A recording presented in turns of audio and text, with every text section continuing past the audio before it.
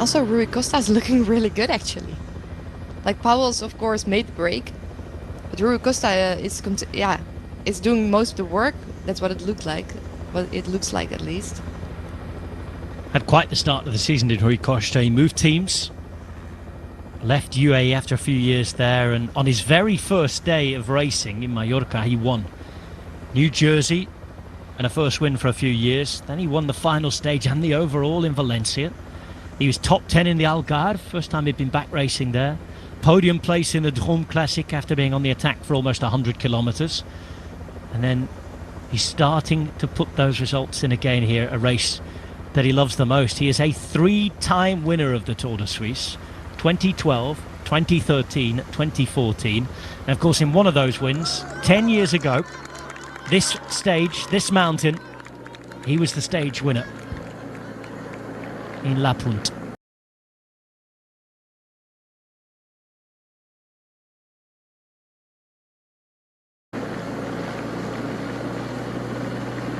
The next generation's with him now.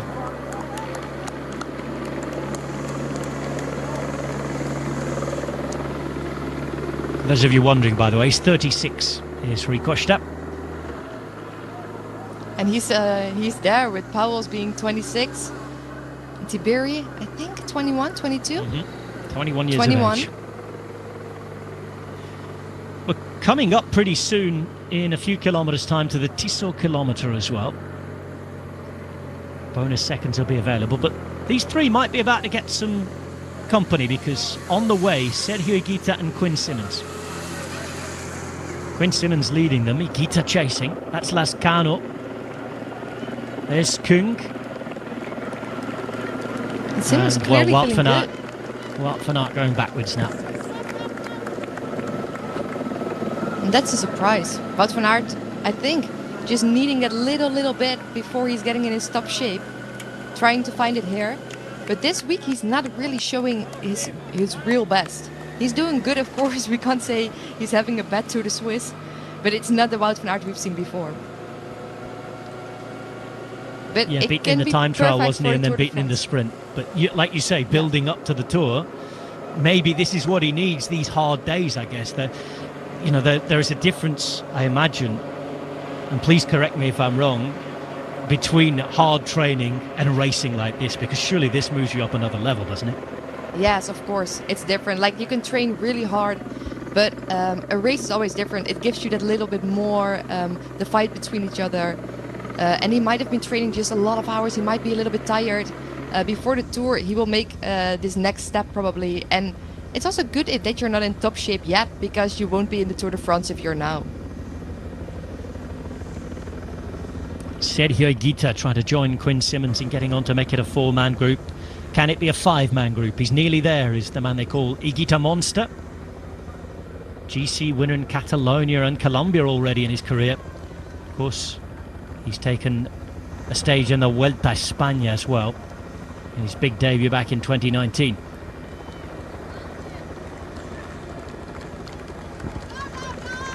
First time we've seen the GC group for quite a while, and it has thinned out quite a bit now. 2 minutes 26 behind. The gap's interesting here. Yeah, they're not really riding full gas in this group, actually. It's still a really big group. That's Max Schachmann going backwards, though.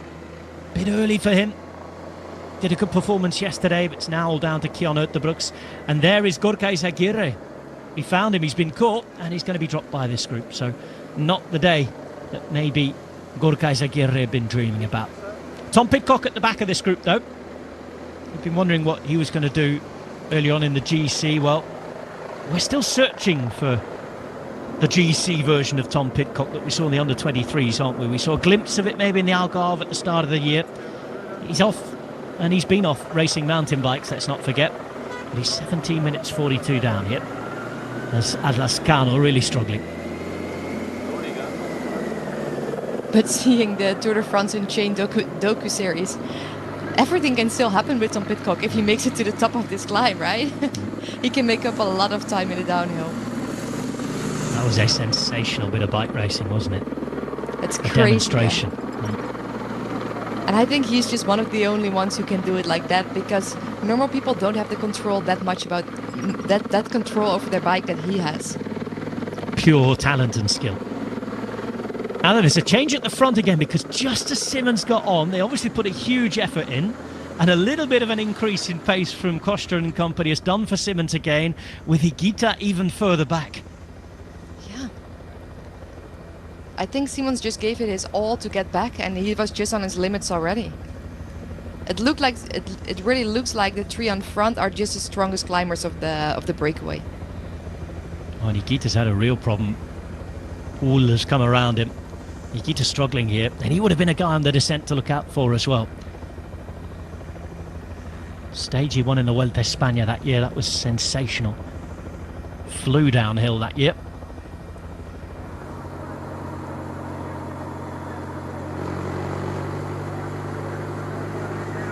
Here are the three leaders. 2:19 on the yellow jersey group.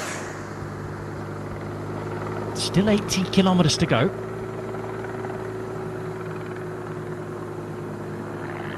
Costa asking the other guys to work as well. But normally you won't really want to work together if you have the feeling that one of the guys is just so strong, and Rui Costa is giving, I think, a really strong impression to the other two guys. He's also working a lot in the front. I would be afraid too for him. Yeah, and those who followed Rui Costa's career will notice the irony in Rui Costa trying to get people to work with him. He's in fine form here. And I'm actually a little bit disappointed about the fight in the peloton. Nothing is happening yet. It's happened yet here. No attacks. 3 successive mountain stages. Perhaps it's taking its toll. They are clawing back bits of the advantage, but it's not coming back quickly. Sheffield, but it looks like Bardet still in the group. But Bardet must have a plan. If DSM is working in the front, he has to do something.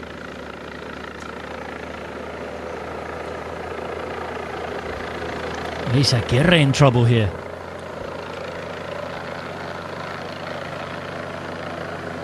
Pitcock still hanging on. 2:01 there is Howson. 2:04 is Mark Donovan, really gifted climber from England. Racing for Q36.5.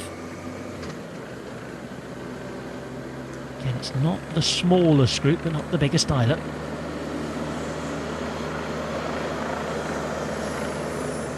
Another of the Movistar riders now going backwards. And this is Lascano. Big effort from him today. Sobrero next to be caught.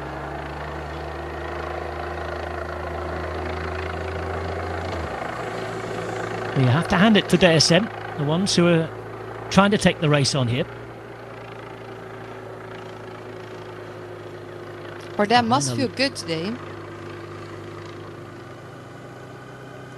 And he was looking good yesterday as well, Bardet. He was trying to attack in that final. I was a bit surprised he was not really working together with the other guys who were closing the gaps to him, but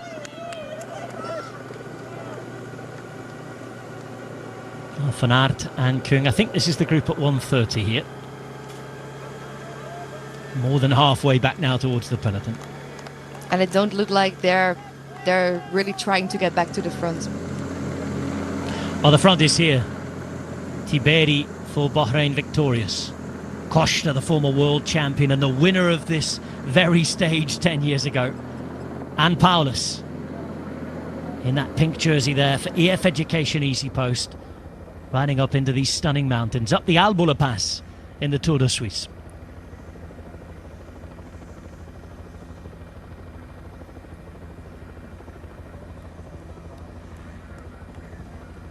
And this last section is really gradual actually.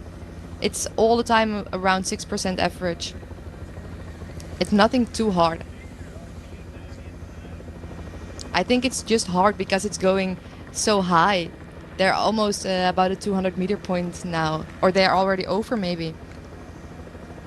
And of course they had already 2 mountain passes today. third giant pass today. Farka Pass, Oberalp Pass, and now Albula Pass. 2 of them over 2,000 metres. They won't This feel goes fresh to- anymore. Certainly not. Kostas looks so strong, doesn't he? He does look really strong. It doesn't look like he's already done almost 200k today. Tiberi looked like he was about to drop quite early on, but he really got into his rhythm.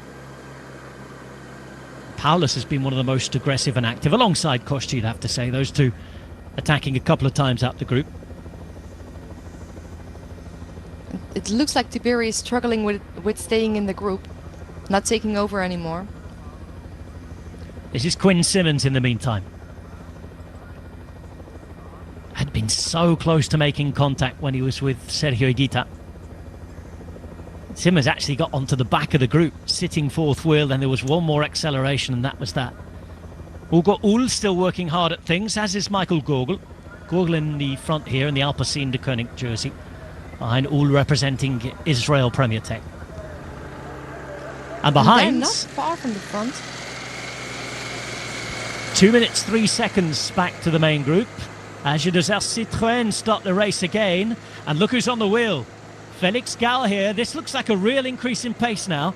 And you can see that reflected in the gap. And this could be Citroën starting to launch things again. It is Battle Stations back in the group. Gaps are opening. Evenepoel's missing the first of the splits here. Eventually they start racing in the peloton. And Evenepoel directly starts to drop.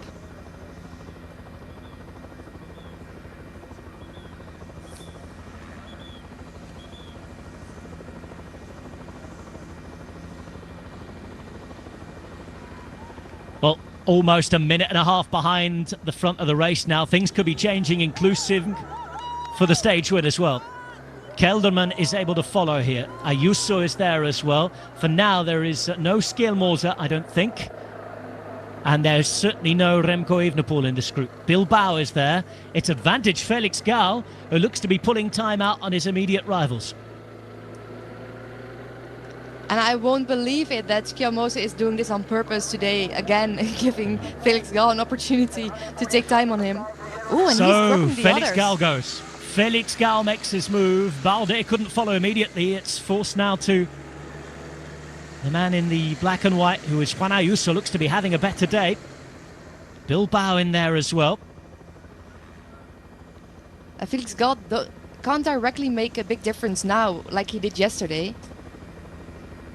Now there's a white jersey coming across. Now, is that Evenepoel? Is that Skjelmose? Skjelmose, remember, is in the white Best Young Riders jersey. In fact, it's an Asher Dessert rider there.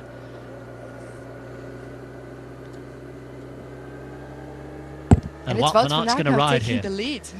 And of course, the reason he's going to do that is he has a teammate here in Wilco Kelderman. Kelderman standing to gain. Problems at the front. Gino Meda is out of that lead group. Well, the leaders group with the yellow jersey, of course, have been chasing on behind. Cattaneo, Pidcock. 7 there is Ben Tulip, already at half an hour down. Just riders all over the road here. But it was actually a pretty big group cell the peloton before the attack of Felix Gall. And this is where Evenepoel must be.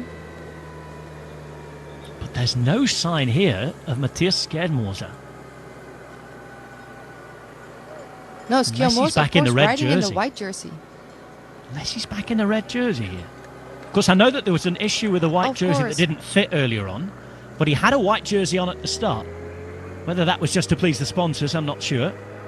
So keep I an guess eye so, on that. because it looked like he was in second position behind Evenepoel, looking at the style. Certainly looked like his style. She said, now then, here we go, big move. And Nilsson Paulus sees the opportunity to put Costa and Tiberi under pressure. Rui Costa trying to react. For now, Rui Costa is reacting, and he's looking good. Tiberi is having a hard time, but he's not giving up. You just feel that this group needs to start to get a move on again, because the time's coming quickly. They'll start to worry now about the group behind you. And it is still possible that they come back, because if they keep on racing, they still have 5 kilometers to get at 1 minute back, and that's easy for Felix Gall and the other GC contenders. Fascinating situation at the Tour de Suisse on its hardest mountain stage. Felix and I Gall. wonder what's happening in the group of Felix Gall now. Because I think those guys will work together, because they all want to grab some time on Evenepoel and Skjelmose. So if they work together, they all gain some time on those two riders. And they've got a Dillox domestique in the shape of Wout van Aert doing all the pulling here as well. Yeah, it's actually it's a good thing for that group that Wout van Aert dropped from the breakaway, because he can do some really important work here. Oh, the lakes and mountains are beautiful, but the race is so interesting at the minute. Let's go back to it. Again, another move. 250 metres until the first of our sprints, by the way. 3, 2 and 1 seconds available, but not really of any interest to this group. Paulus already at 18 minutes 29. Costa we know at 16 minutes 09, and Tiberi at 24:12. So I think they'll be preparing to think about attacking and just concentrating on the stage, as if these sprints won't exist. I think they have already enough trouble with staying away in front of this group. And Wout van Aert has dropped from this group already, I think. Obviously Not his did his best work. day. And now Costa's going to try. And over the top, we've got Paulus. Big move this time. A big attack. Can Costa follow? He's going to have to keep going. Get ready.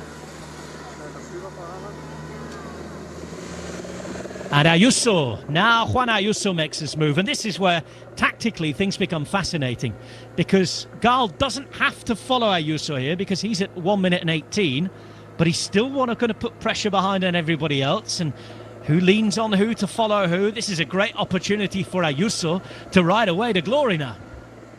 And Ayuso is doing what Felix Gall was doing yesterday, just riding really hard up that mountain. And it looks like the others can't just react. It looks like he's just going too fast. It's in Switzerland where Juan Ayuso's had his biggest career result today. A time trial win in the Tour de Romandie just a couple of months ago. He's here at the Tour de Suisse, having started his season late with injury and illness. But he is here and he is flying. And the group in front only now has 50 seconds on the yellow jersey group. And it's a really big surprise, because yesterday he didn't have his day. And he lost some time, actually. He dropped really early on the climb. And he lost, I'm looking at it now.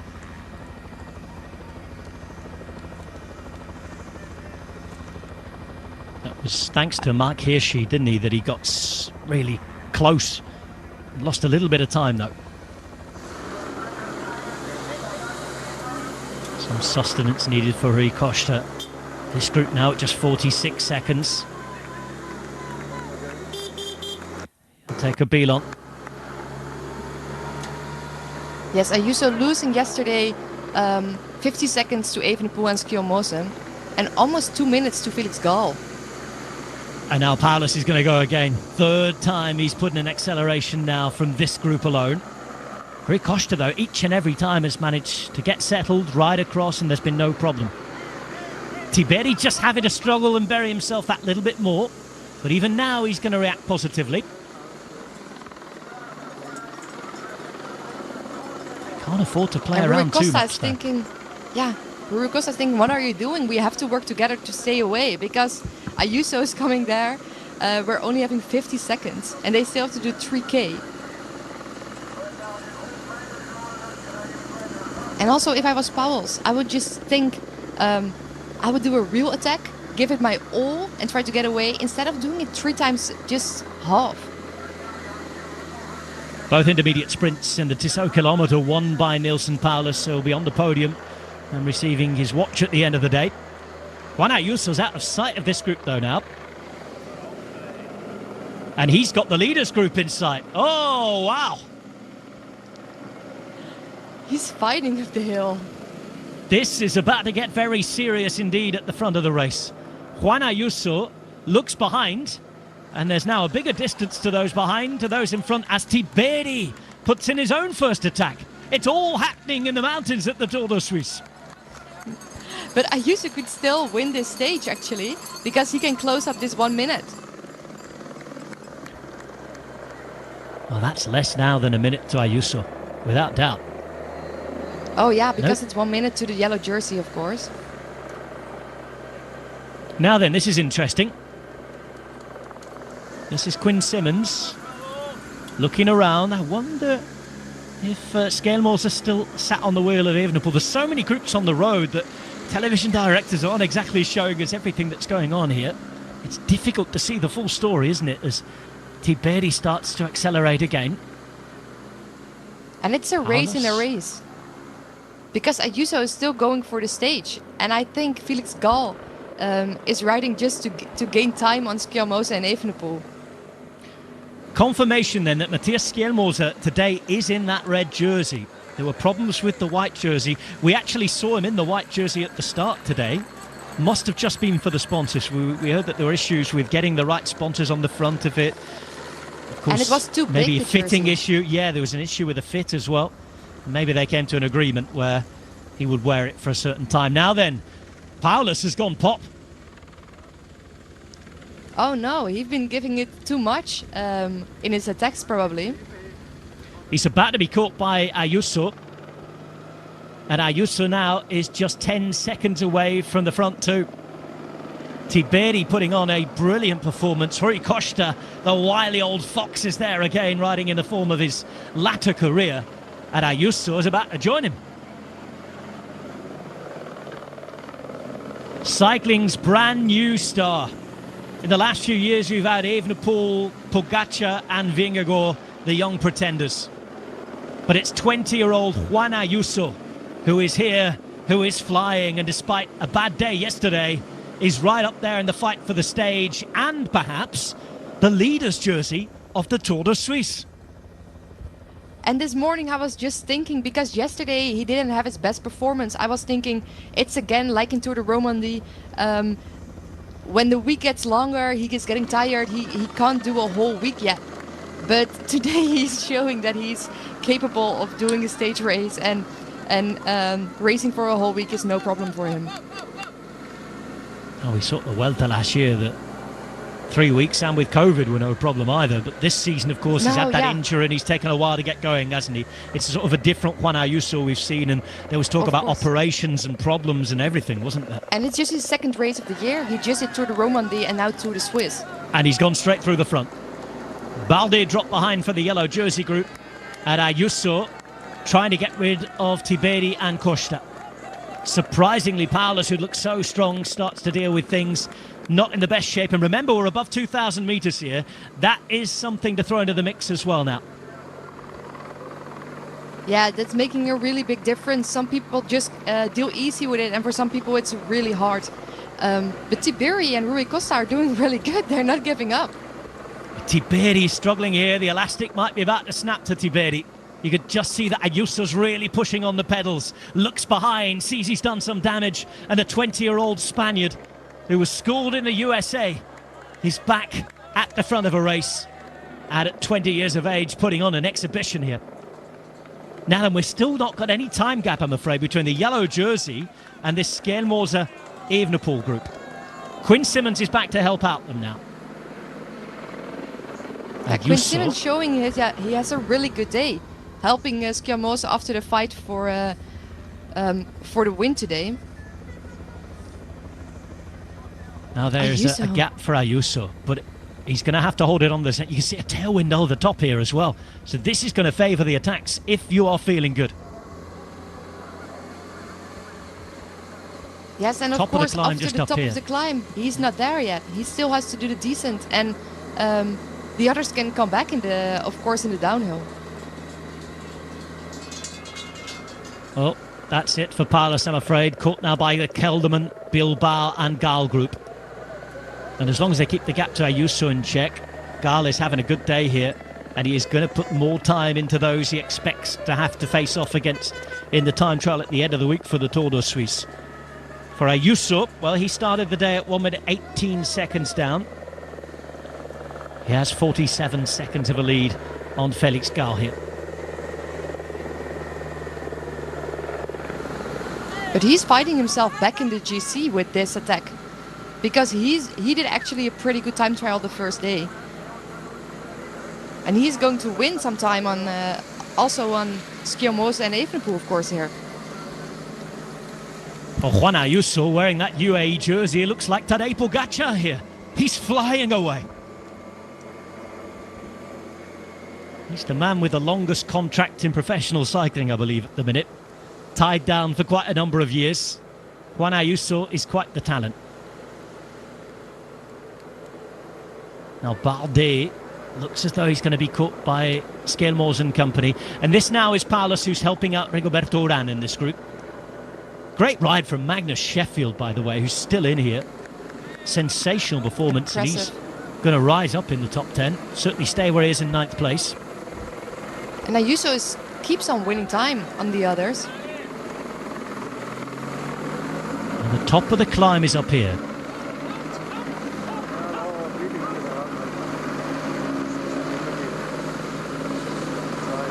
And before the start of Tour de Suisse, we were talking about a fight between Remco Evenepoel and Ayuso.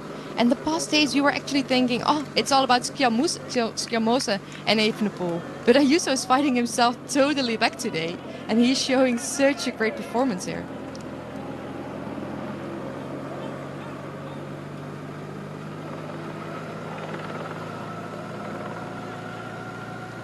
But Costa and Tiberi are still in this though. All depends on the descent, but right now it's Juan Ayuso unchained. And behind it's Kelderman together with Felix Gall and Bilbao, I guess.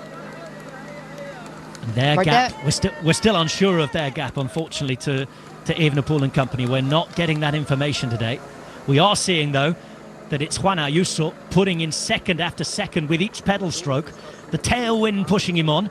And he's about to take on the descent all the way now to the finish to La Punt. Unless there's a big change here and an error on the descent, the stage is his to give away. But it's a difficult descent. It's fast, it's technical, a lot of hairpins. 29 seconds to the two chasers. Juan Ayuso has put in almost half a minute to those who were with him, and he's put in over a minute now to the yellow jersey. This young man is absolutely flying. This could be the day where in World Tour racing, in terms of taking a win, he comes of age.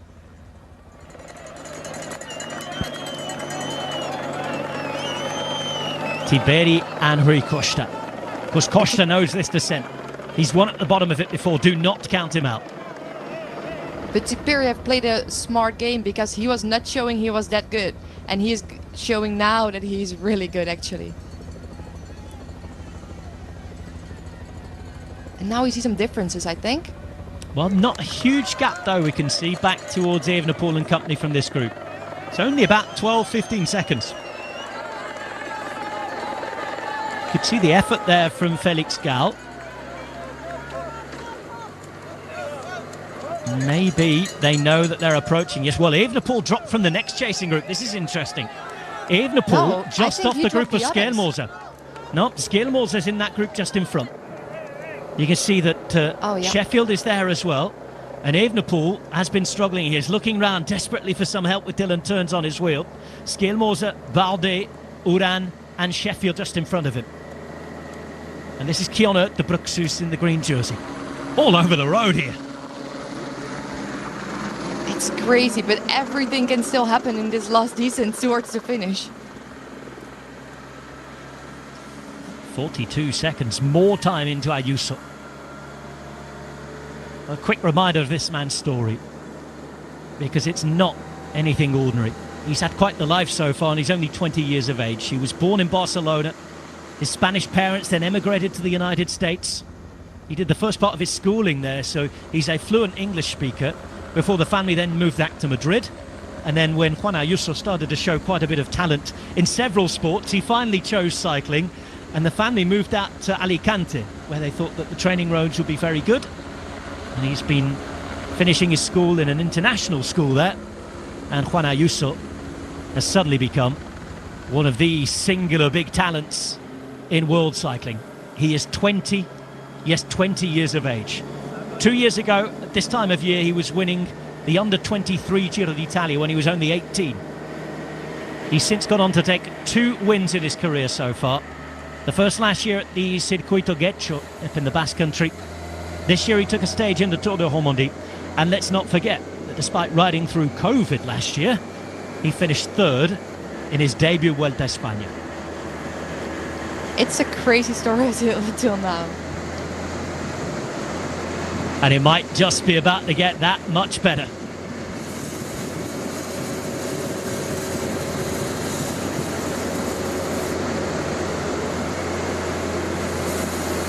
.5 kilometres of descending separating Juan Ayuso from his first big road race win on the World Tour. Of course, he took that time trial in Romandie, and look at this. He is motoring around the corners. It didn't look that smooth in the other corner, but he's flying down. And this is not the most difficult part of the climb yet. When it's getting closer to the finish, it's getting more and more difficult. Yes, there's no sweeping style of Tom Pidcock here, but there's a lot of movement, there's a lot of power. And he has a big gap already. He's taking a lot of risks, but actually, he doesn't have to take this much risk. 100 kilometers per hour. In only a skin suit. That's crazy. Here come the hairpins, and there are a few of them, as you mentioned. 53 seconds is his gap on the clearest and most closest chasers, pardon me. And look at all that empty road behind him. He has a really big gap. It's 1:03 to the yellow jersey now, by the way, which with 10 bonus seconds on the line puts him in single-digit territory in terms of seconds from Felix Gal, the race leader. Rui Costa out in front of Antonio Tiberi now. Costa so experienced here. And whatever happens, this is going to be quite some result to Rui Costa. Let's give him the credit as well. 10 years on since his stage win here. What a performance from the 36-year-old veteran. It's crazy, almost winning a stage 10 years later on the same place.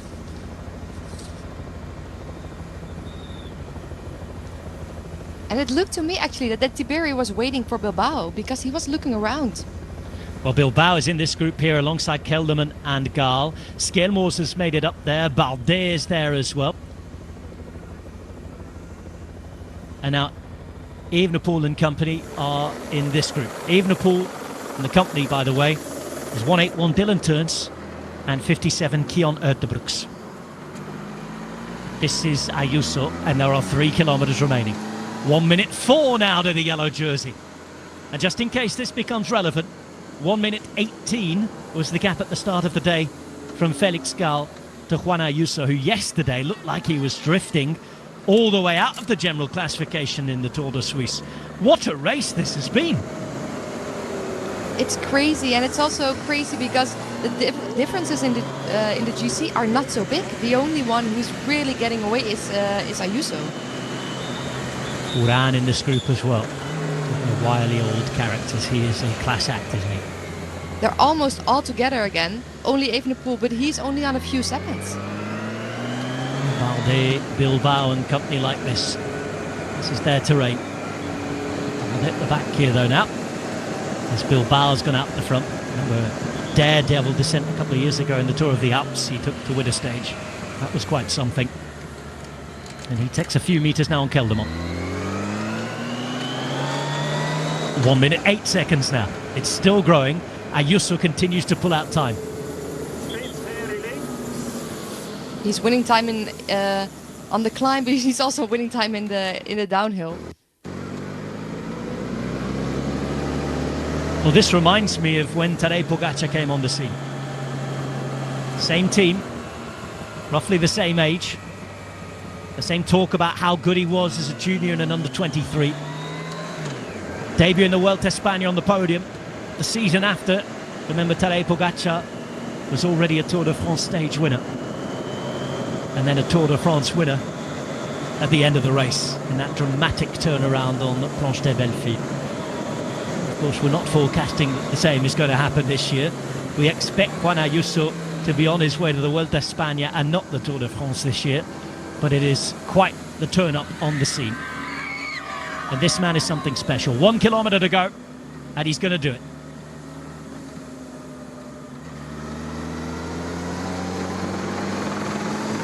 It's been almost 5.5 hours. 3 mighty mountain passes, twice over 2,000 metres. A big breakaway of 19 riders that looked like it was going to go on and take the stage. Perfect situation for the yellow jersey. But Juan Ayuso had other ideas. Attacking from the main group after being dropped yesterday, catching them up the front like lightning, and then riding away like a rocket before daredevil in the descent all the way to La Punt.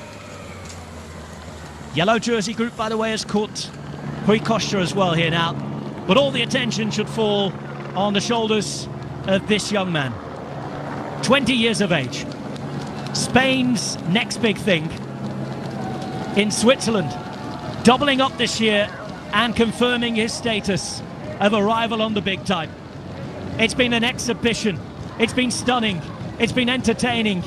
Take a bow, young man, because Juan Ayuso has produced the Ayuso. It's a long time since we've seen something like that. And now start the clock. 1 minute 18 behind at the start of the day, plus the 10 bonus seconds, remember. Unlikely he's going to take the yellow jersey here, but he's certainly straight back into the GC shake-up. This group is going to put time into Remco Evenepoel and company as well.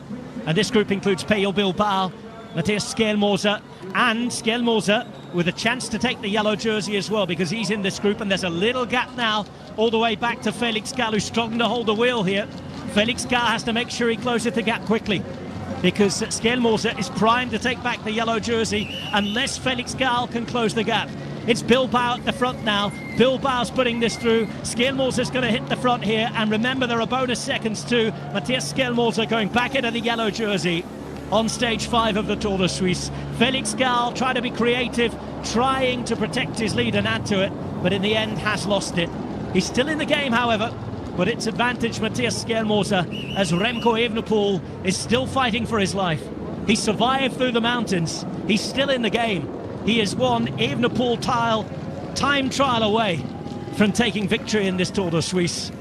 This is a fascinating race. It is not over, but we have seen in road racing terms, after his time trial exhibition in Tour de Romandie, he's now done it over the mighty mountains in the Tour de Suisse. Questions have been answered. I don't think we'll be asking too many more of him. Juan Ayuso is the real deal. At 20 years of age, you're looking at a likely future winner of one of cycling's Grand Tours. Perhaps even all of them.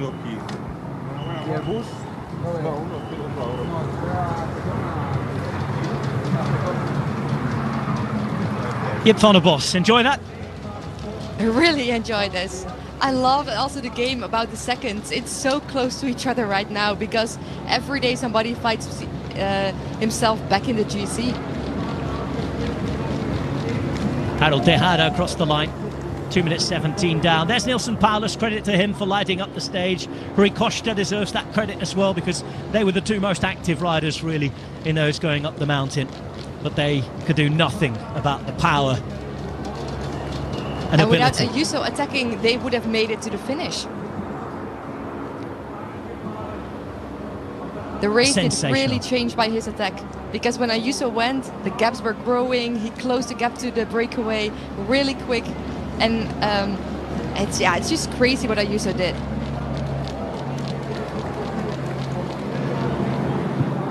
And he's looking so cool right now. He's not really celebrating his victory. I think it would be an understatement if I were to say he's a confident young man. You hear him watch interviews. He knows he's in his place. He knows he's a good cyclist. And actually, that's also what he showed today. It was a really brave move to go. He was just by himself. He was just fighting up the hill, and also in the downhill, he was really, really brave there.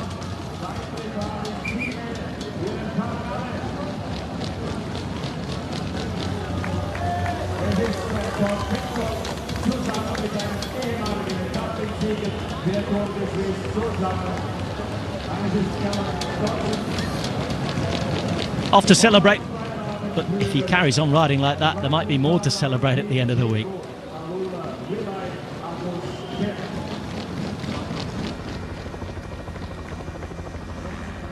Juan Ayuso getting the better of Matthias Schelmoser, Pello Bilbao, Rigoberto Urán, Romain Bardet, Kelderman, Costa, Gal, Tiberi and Evenepoel. Quite the list of scalps. And if you look high up into the galaxy where you see the stars of Pogacar, Vingegaard and company, it looks increasingly likely that Ayuso belongs right up there with them. But also Schelmoser actually does a really good job today. He's winning 26 seconds on Evenepoel. He's taking back the yellow jersey today. He's the second winner of this stage. Then one. Then you have to change it. The cap and the glasses and so on. Handshake from the world champion. Good, he says.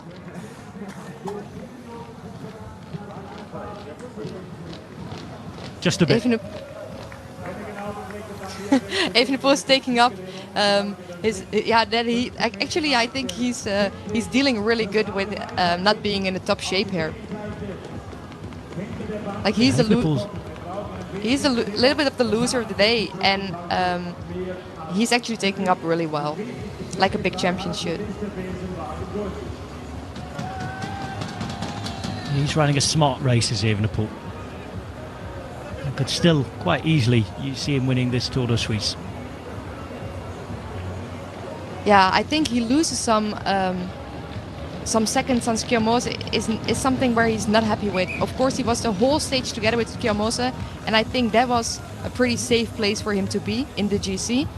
In the end, he loses some time on Schelmoser, but he's still there. And in the TT, he can still make up for that. Stefan Kung always applauded as he comes across the line as the Swiss star that he is.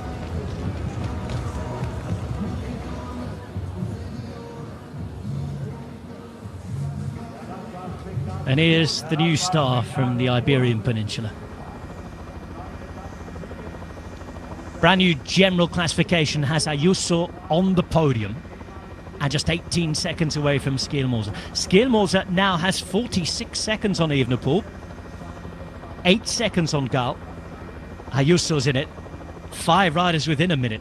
Anybody can still win the Tour de Suisse, but Schelmoser's in the jersey.